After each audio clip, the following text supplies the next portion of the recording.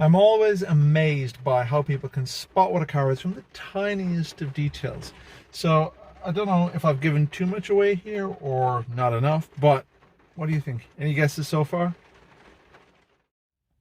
I'm actually quite in awe of how many of you were able to get in the right ballpark of what this car was based on nighttime grainy footage of some A-pillar trim and the stitching on the steering wheel. It's astonishing. Although quite a few people were able to guess that it was a fast Ford, only a handful of people nailed that this was actually a Mark VI Fiesta ST. So why this car? Well, for one thing, it meets my criteria. The car needs to be interesting. Well, it's interesting to me anyways. It needs to be fast and fun. Again, it's faster and funner than most things out there. How fast and fun it is in outright terms is debatable.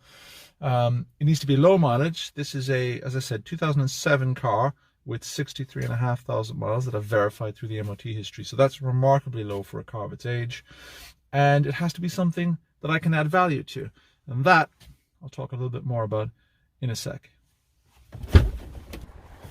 So, is it an interesting car? Well, it is to me.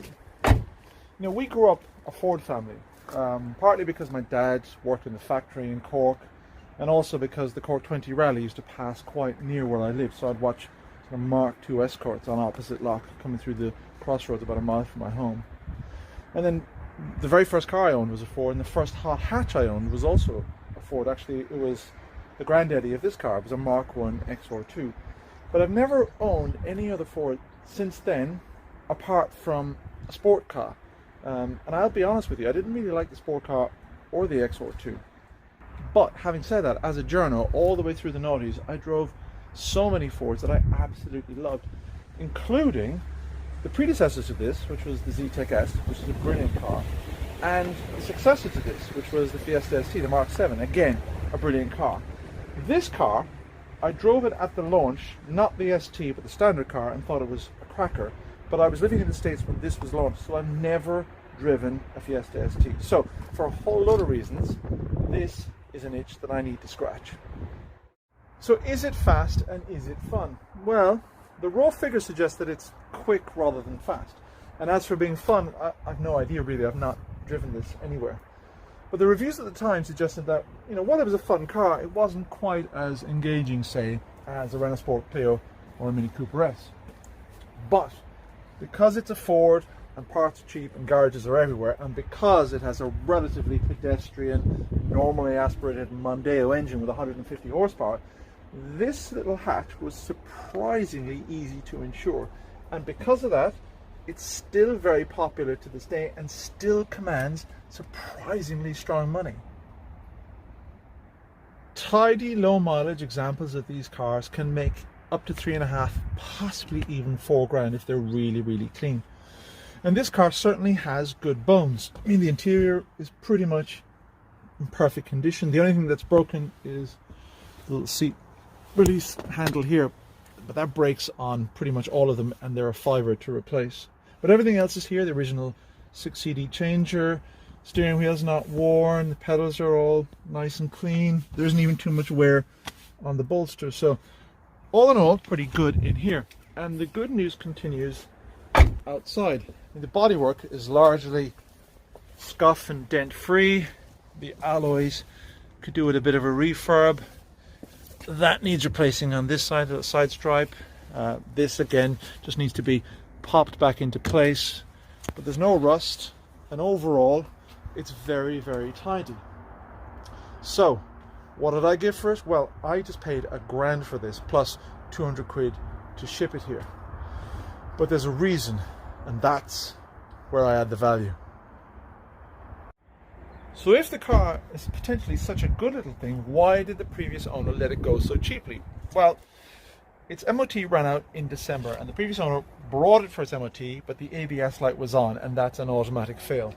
That, combined with a noisy gearbox clutch assembly, meant that the garage made lots of expensive noises. Previous owner got a bit panicky and decided, right, let's get it gone.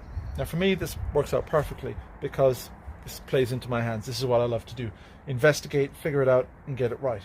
The ABS light could be a number of things. ABS sensor, which would be cheap and easy, or it could be the ABS module, which is a bit more expensive, or it could be the ECU, which is more expensive again. So that's a bit of a worry. Don't know what that is, and it won't get its MOT without it. The gearbox noise, ironically, not so worrisome. It probably needs a new clutch. I think the noise that it's making is the thrust bearing, but that's part of the kit anyways. Even if the gearbox is shot, I can get a second-hand one for a couple of hundred quid, £200 or £300. Like they're fitted to lots of different cars, and they're pretty hardy, so it won't be hard to get that. It desperately needs a good service.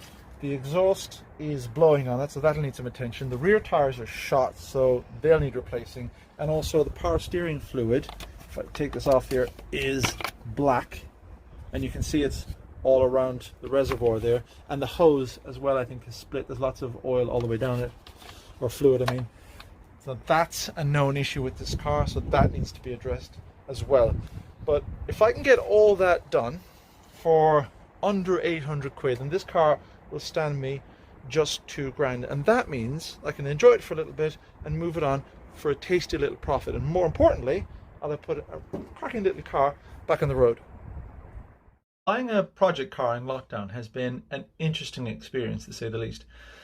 I've pretty much given up the auction sites and a lot of the classified sites because the cars are just too expensive. There's nothing at the really bottom end of the market, and I think people are overpaying or bidding optimistically for things and then not picking the cars up, and it's driving the values nuts.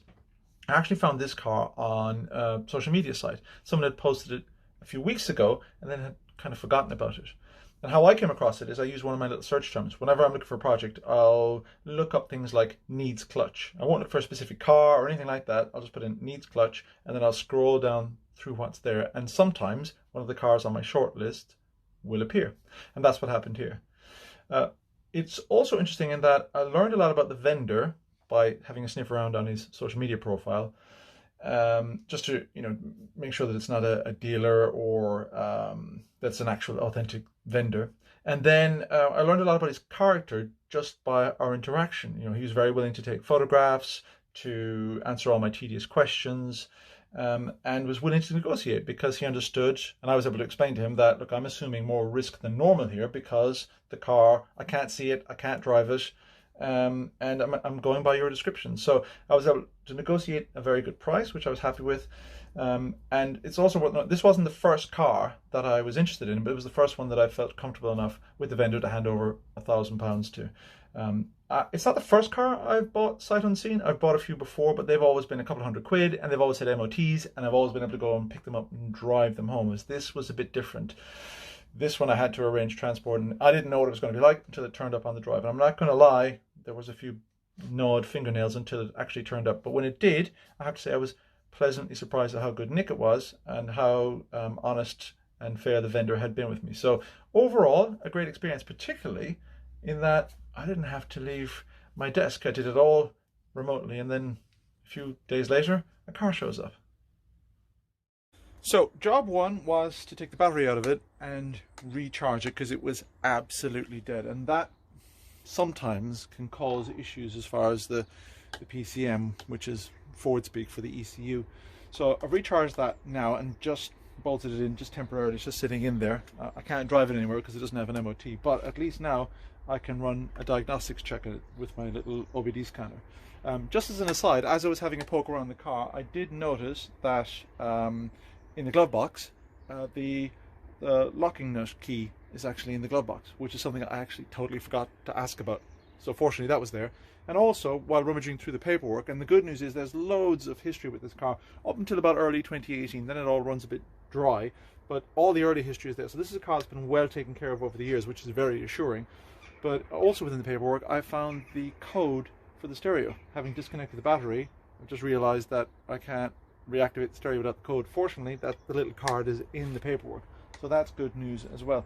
Little things that I really should have checked, but yeah, they're in the car. So good news. Oh, and the other thing is, it has two keys. I did ask the vendor about that, and he did dig out the spare key and find it for me. So I've got two keys, wheel locking nuts, spare wheel, the jack, all that stuff is in there. So basic cars all day. Those are little things that can really add to the price of doing the car properly. So with all those there, that's very assuring. But now I'm really nervous because I got to plug this in and see what's causing that light to come on. So, first thing I need to do is to find my OBD port, which is usually under the dashboard on the driver's side on Fords. Yep, there it is. Okay. Let's plug that in. We have life. All right. So,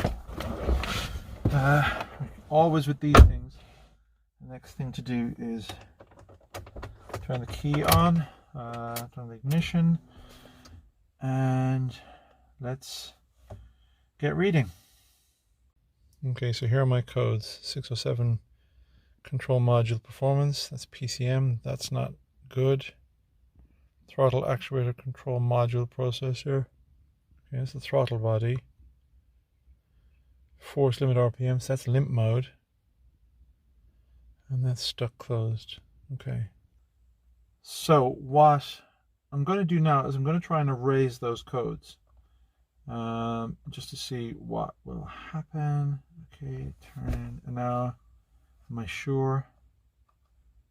Yes. Okay. So now what I need to do is turn the ignition off and back on again. And actually, to test this, I need to turn the car on. So let's see if this is turned off my ABS light.